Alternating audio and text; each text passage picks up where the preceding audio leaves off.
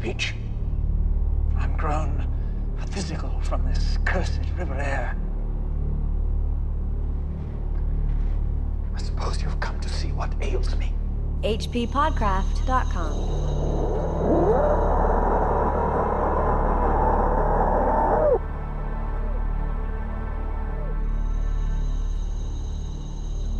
We are back at the H.P. Lovecraft Literary Podcast. I'm Chad Pfeiffer. And I'm Chris Lackey, and that's at hppodcraft.com. We are glad to be back. Apologies for the interruption in your Charles Dexter Ward service. In all seriousness, I want to thank everybody for their comments and emails and messages of support the last couple of weeks. I really appreciated them, and I know Andrew Lehman did as well. And, many of you said that we got to have priorities, family first, the podcast can wait, and, you'll still be here. I thank you for that. And it's true, but, Chris, so many times in my life I've had to deal with difficult things, and what helped me get through it was being able to get together with friends and talk about movies or music, or in this case, books. Absolutely. In the grand scheme of things, all our geekiness here is immaterial, I guess, but in my personal life, the show is really one of the most important things I have, and that's largely due to the friendship of our listeners, and of course, Chris and Andrew and everybody who participates, including our marvelous reader today, Matthew Foyer. Yep. So thanks again, everybody, and let's get into talking about some wizards and some monsters. How about that? How about it? Well, where we left off last week, Dr. Willett got a little missive, a letter, if you will, from Charles Dexter Ward. Being that this is the fourth part of our coverage of Charles Dexter Ward, I'm going to skip over the summary of what has gone on in the story so far, because now it's gotten so long that it will take us too much time. If you want to know what's happened so far, there are 3 other episodes that you could listen to. Well, one person who kind of knows what's going on is Dr. Willett, who's been following this thing, and the letter that he got from Charles Dexter Ward said, "Come over, I'm going to explain to you what really has been going on. What all of the stuff that I've been hinting at and that I've been lying about is really what it all really means." Also, shoot Dr. Allen on sight and dissolve his body in acid. Don't burn it. Yeah. Very, very extreme. Which is the greatest PS of all time. That's, just a postscript. It's not very important. Oh, yeah, by the way. Anyhow, Dr. Willett, after spending the whole afternoon attending to some patients. Yeah. I think that's actually where we left off last time. I was laughing about that. He gets this letter that is so urgent. Please come. I need your help right now. And he says, all right, I'm going to wait until 4, and then I'll go over there and do it. So he goes over. Which was a bad idea. It was a bad idea. Some things happened during the day. Well, yeah. He goes over there to see what's up, and of course Charles isn't there. He's gone. And he asks what happened to Charles, and the guy goes, "Oh, well, he must have left at some point, even though we were guarding, because he's got guards, detectives protecting guards him. In the house. Guards in the house. The guards go, he must have slipped out somehow, because he came up to the door and said, "Oh, I'm going to come in." Saw him come in, and then there was a kind of a noise and a scuffle of some kind that happened in his room, and then he came out and he just left. Yeah, and I mean, it's pretty obvious what happened here. Yeah, it's really obvious. Joseph Kerwin showed up. Who looks just like Charles Dexter Ward. He showed up, went up the stairs, strangled Charles, killed him, and then left. Yep. Hid his body somewhere in the house. Exactly. Because he didn't leave with a body. No. So, that actually, it's so obvious, it's almost laughable, but at the same time, it's pretty frightening that Kerwin was just like, the minute this kid showed any sign of weakness, he just walked right up the stairs and killed him. Yeah. He didn't even have a plan. No. He just went up and did it. He just did it. It's one of the things, in Ken Haidt's book, Tour de Lovecraft, he mentions that he thinks that Joseph Kerwin is Lovecraft's best villain. I'd have to agree. Yeah. Certainly so far. I mean, he really is. He's stealing Ben Franklin. He's strangling people. He's running around town drinking people's blood. He's a really scary guy. Well, and just very proficient, throughout the story. I mean, he's just can't be beaten. He seems really clever and deceitful, and I mean, you really get a sense of who the guy is in this story. It's really, really cool, and he's very frightening. It's interesting you say that, because he does make mistakes, but he's really good at rolling with it, as we're about to get to. So Dr. Willett shows up that evening, and Charles isn't there, as you said, and so he just waits and he waits and he waits and finally goes home. Now, the next morning, Willett gets a message from Mr. Ward saying that Dr. Allen had called, Dr. Allen being this mysterious bearded compatriot of Charles, saying, "I've got to leave. The reason Charles left is he's out at the bungalow. He's taking care of all the research now. It's not me anymore. He can't be disturbed." And Dr. Willett doesn't know what to do exactly, so he waits a week. He waits a week. And then finally he decides to go visit Charles over at his bungalow.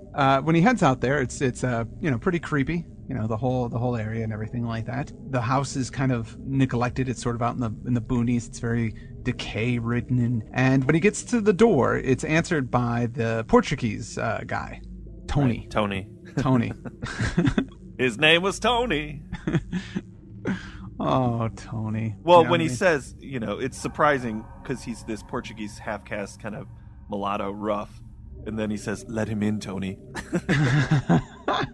That's when it fails to be intimidating. He comes in, and it's all dark, and the lights aren't very good in there. And he says, Charles is in there, and he's speaking in a really raspy voice. Yeah, he's got a faint, whispery voice as if he's hoarse. And actually, Willett thinks this is the moment when Charles has really gone insane. Now, through the whole story, he said, I don't think he's crazy yet.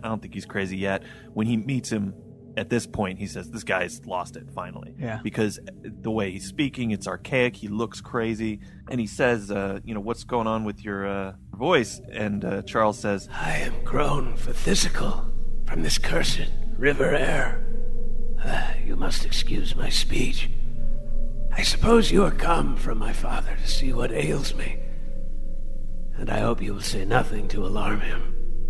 What's one of my favorite lines? I love it. That's actually fairly accurate in the movie The Resurrected. Yeah, I know. We always used to quote that. Although I always thought it was a physical, not physical. I think maybe in the movie he says a physical, but I'm not sure. I'm not sure. Chris Sarandon. He's great in that part of the movie.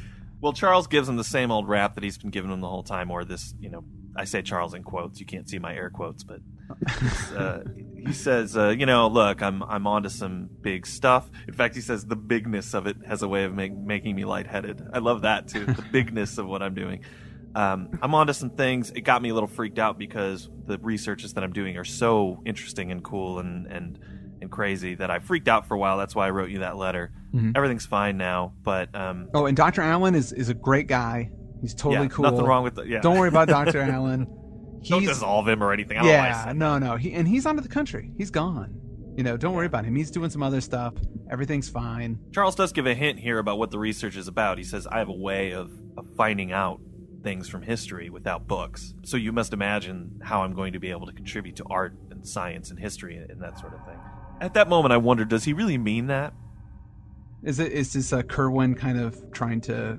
What's going on in his mind, trying to figure out what is... Well, I wonder if he really does genuinely want to contribute things. I don't think so, because I know that there's some evil plan afoot between he and Hutchinson in Transylvania and Orne in Prague. Yeah. That has something to do with raising an army or something like that. But maybe also the reason he got into...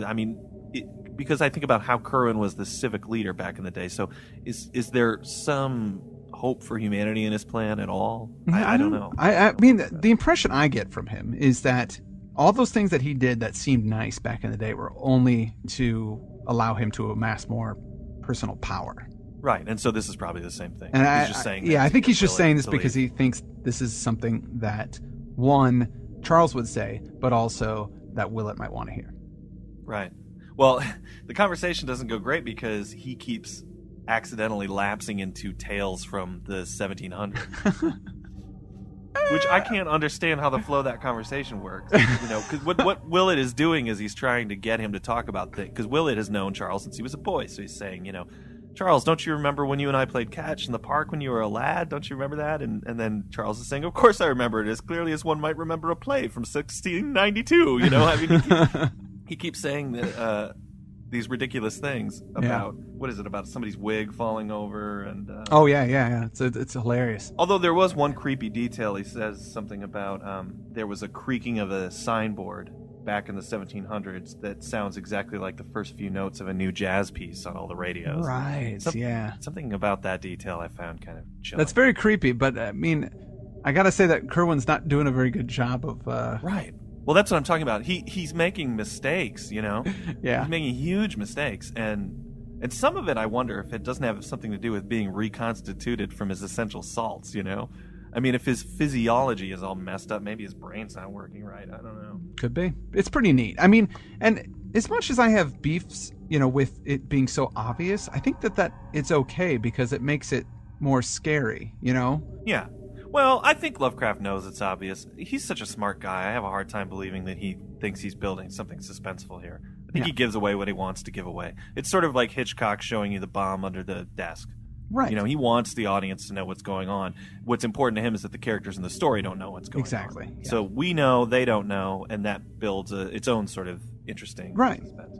Because, I mean, we're worried for the characters, and we know the real danger that they're in. Exactly. Yeah. And Willett, after this unsatisfactory interview, he leaves. He's sure now Charles had given him a tour of the entire building before he sent him off. And Willett says, there's not enough books here for this to be where the real library is or the real laboratory. But he leaves, and he talks with Mr. Ward. Mr. Ward goes out and visits Charles, and it's a bad interview as well. I mean, Charles shows him no filial respect at all. I mean, it's almost as if he doesn't know him. Right. As a result of both those interviews, they decide to do nothing. Yeah. Well, I mean, not at first. Not nothing. I mean, they do decide to, let's start collecting more information. They go out and they get more gossip from the townspeople about these sounds from underground. Mm-hmm. They find out more about how disliked Charles is, how disliked his servants are. Well, they sit and they try to puzzle it all out. Right. And, I mean, they know about the supposed Joseph Curwen tunnels underneath the house, the catacombs. Right. And they suspect there might be something like that going on because people are hearing wails and chants and ritualistic type things coming from underground, and it couldn't possibly be from just the cellar. It's coming from somewhere else underground. Absolutely. Just like Capone was brought down by tax evasion, the banks are what finally get to Joseph Curwen. Well, since Curwen is just impersonating Charles, somebody's got to write the checks, and so he's trying to fake his signature on the checks, but the bank is going, "Hey pal, this ain't Charles Dexter Ward's signature." They go out to talk to him, and he says, this air, I feel terrible. It's me. It's my handwriting. It's just, I can't even write anymore. I feel so bad. So sorry. It's just my bad handwriting. And they're almost ready to buy that, but the problem is that he's completely forgotten how banking works, in the 20th century. I mean, that's the real problem. Yeah. He just doesn't get any things that he could easily navigate just a couple of months before. He's unable to understand or talk about in any realistic way. He keeps calling it an ATM machine. You're like, why do you say machine? It's already in the acronym. Automated teller machine, not ATM machine. See, you're just saying exactly. Machine twice. That's how they get him. Yeah. So the bank goes to Mr. Ward, who calls Willett, and when Willett's looking at those signatures on the checks, he's all, "Where have I seen this before?" This crabbed handwriting. Boy, it looks awful familiar. I just can't place it though. Yeah. So they call in some alienists, finally, some psychologists, to figure out what's going on, and they consult with them. Willett, he reviews all of his data about the case again, and that's when we'd referenced in previous episodes, when he starts to wonder about those articles that Charles had lost from the papers. Right. So he gains that information about the grave digging and that sort of thing. So they all man up, the alienists and Mr. Ward and Dr. Willett, and they go out to Charles' bungalow to tell him, look, he's got to be put away. And he gives in really easily. Yeah. He just says, well, okay. I think you guys are making a mistake here, but, I know you're concerned about me, so I'll go in and go through your business here, and then, you'll see eventually that I'm fine. And that's diabolical. I mean, that's where he's making adjustments, knowing that he's made mistakes. So when you're reading this, you're going, Curwen's such an idiot, but when he does this and he just gives in, that's so smart. I mean, it's so the best clever course of action. Yeah. Because they're going to put him through it doesn't matter how long it takes. A couple of years, he's in a hospital, big deal. Yeah. All his research is going to still be there. He's got friends who are still working 150 years or so. He's when been out of it for so long, it doesn't matter in the scope of time. Yeah, when he's basically an immortal guy, 2 years is nothing to him. So he just says, yeah, right, exactly. If this is what it's going to take for get these people off my case, fine. So Mr. Ward starts typing fake letters to Mrs. Ward, who's still in Atlantic City resting from all of the trouble that she's been in. I feel bad for Mrs. Ward. She's being duped by everybody. Yeah. I know they're doing it to, for her own good, because her mental health isn't as strong as, a man, because she's female and she can't handle these things. So they try and sugarcoat it and lie to her because they, spare her. Think if the case of Charles Dexter Ward was told from her perspective, it would be the most boring story ever. I have a good boy. He does everything right, and he's safe all the time. The end. Oh, that's a good one. They start collecting his mail while he's in hospital. Of course. And they get some interesting letters. They get one from Prague, it's presumably from Simon Orne, who's been alive for a few hundred years. And he talks about, that's where he says, forget not, I am desirous of BF, if you could possibly get him for me. G, and there's a reference to Philadelphia as well. So that's the clue that they want obviously Ben Franklin. Yeah, it is. Bastards. He also makes reference to he accidentally sent the wrong specimen to Charles. These guys are trading bodies. Not just bodies. Cards. I mean, they're trading humans because when they get the bodies, they're able to resurrect them. So they're passing people around like they're baseball cards. Yeah, it's crazy. But there's a problem. He says 9 out of 10 headstones have been moved around. So sometimes we send you somebody and it's not the right person. Yep. So you really have to be careful who you're raising up. This makes Mr. Ward and Dr. Willett say, well, wait a minute. This is addressed to J.C. in Providence, and they make reference to Charles in the letter as the boy. So clearly it wasn't meant for him, so it must be this Dr. Allen who's really been running things out here, not Charles. They're slowly putting it together. All right, man. They go out and they quest, after they get this letter, they go out and they talk to Charles. And that's another great Kerwin moment, because when they leave, they go, you know what? I think he was pumping us for information the whole time. Here they thought they were questioning him, but he was questioning them. Yeah, but what was in the letter? Because they read the letter, and they ask him, hey, what's up with this letter? And he goes, gosh, let me find out what you know about this letter, because I want the information that's in that letter. Yeah, he dupes him. It's awesome. Well, they're still rationalizing, though. They think maybe they keep using the word avatar, like these people that are in this conspiracy with Charles are all sort of adopting the names and the handwriting and the character of these people from the 17th and 18th century. Which is honestly a much more logical explanation. Yeah, sure. They're Civil War reenactors, basically. Well, yeah, but you got to remember that these characters are in a world where magic and zombies, they don't know that they exist, No, you're totally right. And even when I'm making fun of him for waiting a week to do anything or whatever, if you try and put it in some kind of modern corollary, I've had friends who, we were worried about their drug addictions or whatever, but you don't just barge into their house every day. No. You say, gosh, I hope they're okay, and I hope they're not doing what I'm worried about, but you'll wait to see what they do with themselves. You don't just invade somebody's privacy. So even when they're worried about Charles being out in that bungalow, it does make sense that they might say, well, I hope it just turns out all right. He's an adult. Exactly. They have no idea at this point that he's been murdered and replaced by his dead ancestor. Yeah, because that's a crazy notion. That's insane. I would never believe that. No, I would never believe it. Would take an insane amount of proof for me to actually entertain that idea. Well, they get some more proof in another letter from Transylvania, from Hutch. Good old Hutch. He's back. Yeah, and he's pissed actually because Transylvania has passed from Hungary to Romania, and the Romanians are much more officious in invading of his privacy. But he's got so much stuff in his castle, he can't just up and leave. That seems to be the problem with all these guys. Yeah. No, they have to really just kind of burrow in and wherever their labs are. They can't have like a mobile unit. But a mobile unit would make the most sense. If I ever get involved in some necromancy, I'm going to set it up like a food truck, Keep my lab in a big RV. I can go anywhere. Oh, no, dude. Like a RV, screw that. Get like a semi-truck, like Knight Industries. Remember how Kit would drive into the back of it? Yeah. Just have a whole big thing like that and have your whole mobile lab unit set up there. Yeah. I don't know why. These guys are idiots. Why didn't they think of course, it's 1928, so I don't think there really were a lot of big trucks like that around. Well, Knight Rider hadn't come out yet. No. They wouldn't know, They don't have the information that we have. You can't judge history by what you know today. No. I often say, these guys, it doesn't matter what field of history I'm looking at, I go, these guys haven't seen Knight Rider yet. You have to go easy on them. You have to go easy, yeah. In the letter from Transylvania, it says there was no need to keep the guards in shape in eating off their heads. Yeah, what's that about? That detail freaked me out, man.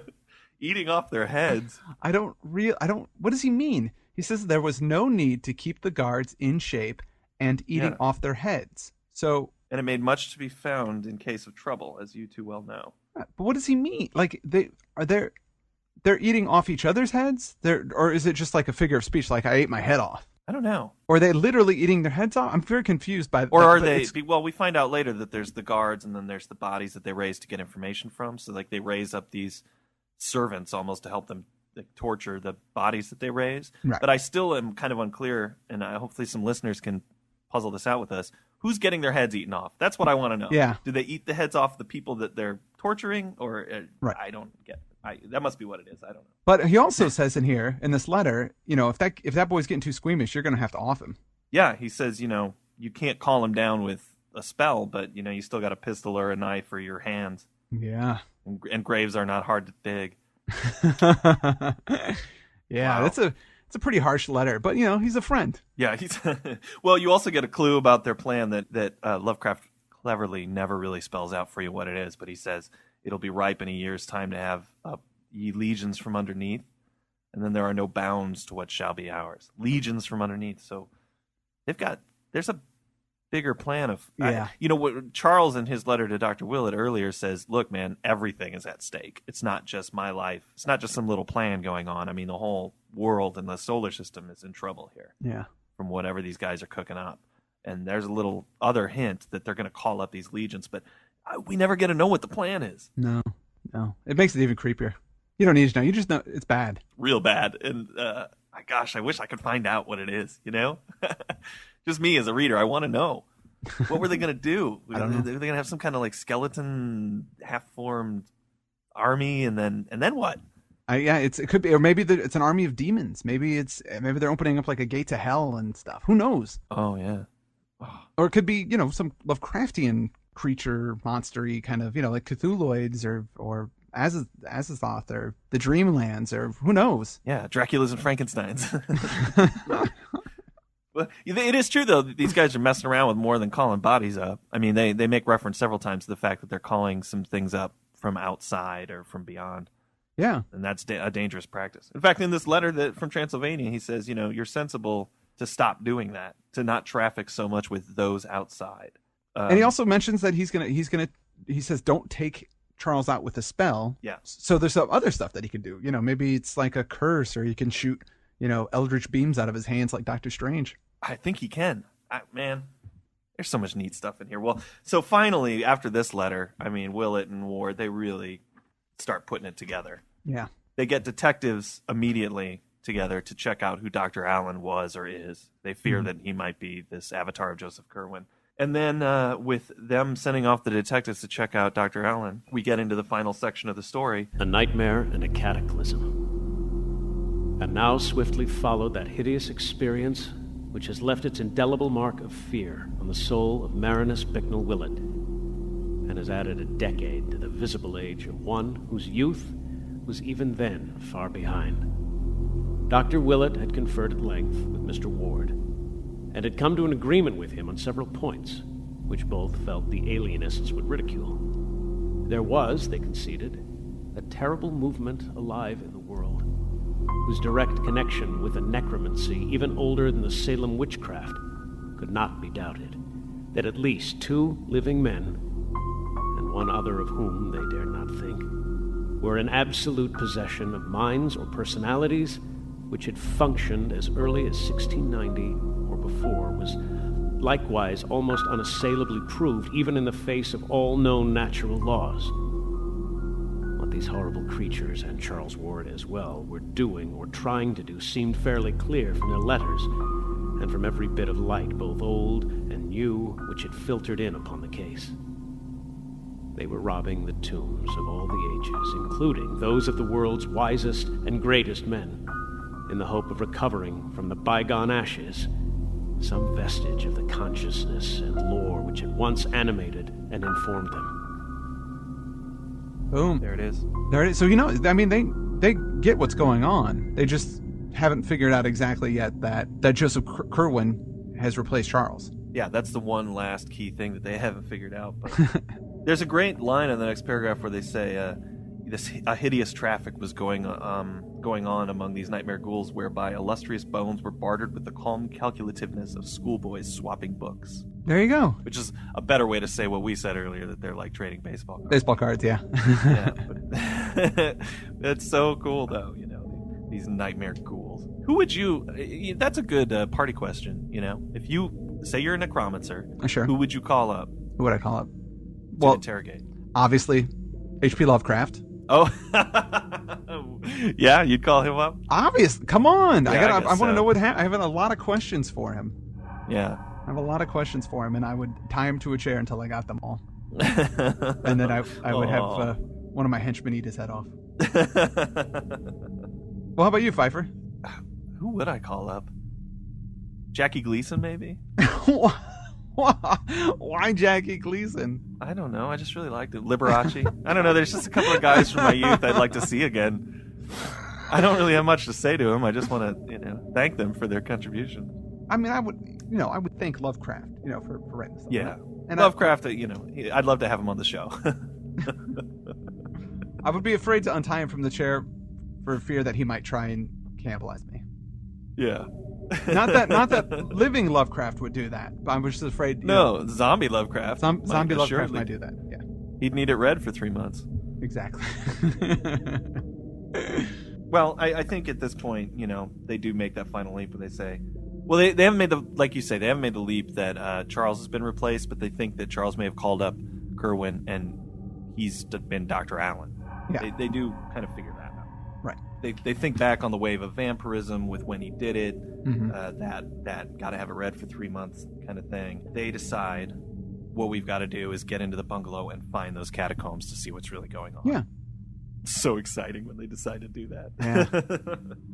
The Mr. Ward and Dr. Willett, they get their stuff together. They have valises and certain tools and accessories suited to architectural search and underground exploration. Yeah. And they 50 feet of rope. Head out. Yeah, 50 feet.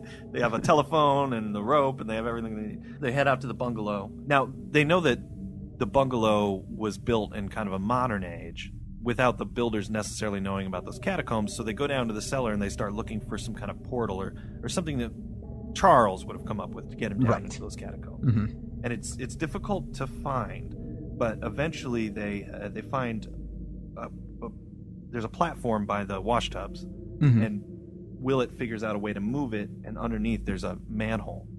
Yeah. He opens it up, and a blast of foul-smelling air comes out. Noxious, even. Yeah, mephitic, and it knocks Mr. Ward out. It's so nasty. And, wait, hold on. You're telling me a character has fainted in a Lovecraft story? Normally, sometimes that makes me laugh. At this point, I think it's so neat that it's so foul-smelling that it just knocks him right out. Absolutely. Yeah, no. It's this is the first time we've had a good fainting in the story, and it's about due, so I'm all right with it. Well, Dr. Willett gives him some cold water and wakes him up and says, you know what, I got to do this on my own. This really put you in such bad condition. I'm worried about your health. So he takes Mr. Ward out. He puts him in a cab. He sends him home. Dr. Willett summons all of his reserves of strength and fortitude, gets his valise together that's empty. He's got the valise because he wants to collect papers from down there. Right. And he gets ready to descend into the abyss. Oh. And that might be a good place for us to leave it. We've got one more part left, I think, to cover. We've got a horrifying descent ahead of us. Oh. In what will be our fifth and final part of the case of Charles Dexter Ward. Thanks so much, everybody, for hanging in with us along this long journey. Yeah. And I do want to say before we sign off again, thank you once again, everybody, for all the kind letters and messages. It's been great. Received for it. Yeah. Thank you so much, guys. Really appreciate it. Thanks again to Matt Foyer for his excellent reading. He did a wonderful job, and Matt is starring in the upcoming The Whisper in Darkness film from the... Yeah, when's that coming out, man? I don't know. I know that it's been submitted to the Sundance Film Festival. So okay. it must be it must be nearly done. Okay. So we can look for that on the festival circuit. I'm sure that if you go to CthulhuLives.org, you can get the updates on that. You will get all that info. Yes, absolutely. Yeah. Okay. Well, glad to be back talking with you, Chris. I had fun, and yeah, it's good. It's good talking to you, and it's good getting into the story. This is, I gotta say, one of my favorites. Yeah, absolutely. Yeah, I love it. I love it so much. With that, I am Chris Lackey, and I'm Chad Pfeiffer, and this has been the H.P. Lovecraft Literary Podcast at hppodcraft.com. hppodcraft.com.